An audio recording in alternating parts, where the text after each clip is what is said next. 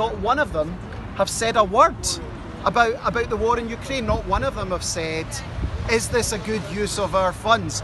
Can we try and get a peace? The whole thing stinks. You've got a mainstream media, the entire mainstream media, not anyone has discussed why this war started, when it started, who's involved in it, and what we can do. Because look, the Americans are behind it, the global interests are behind it. It's just disgusting. So look, we're saying this is not our war.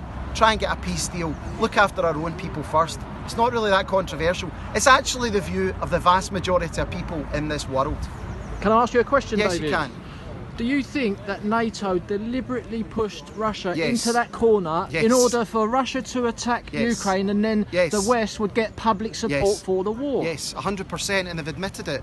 The Minsk agreements of 2016 turned out to be just a lie. Merkel admitted that. It was to give time to arm the Ukrainians so that they could be prepared for any fight.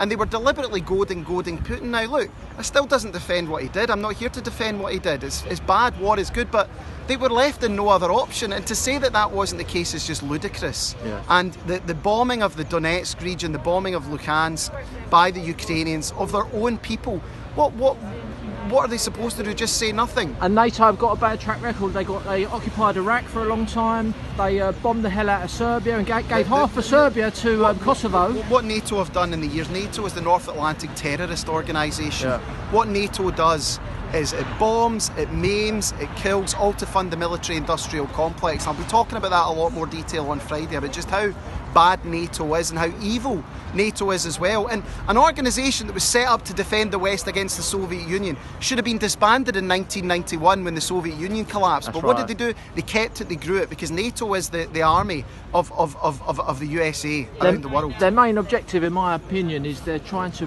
keep the world banking system propped up, but it's losing power rapidly. Yeah. Everyone's seen it. This is going to fall very, very quickly. Talk about this. Look at Nicola Sturgeon.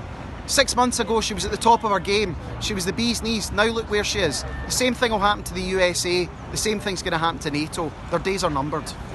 Hallelujah.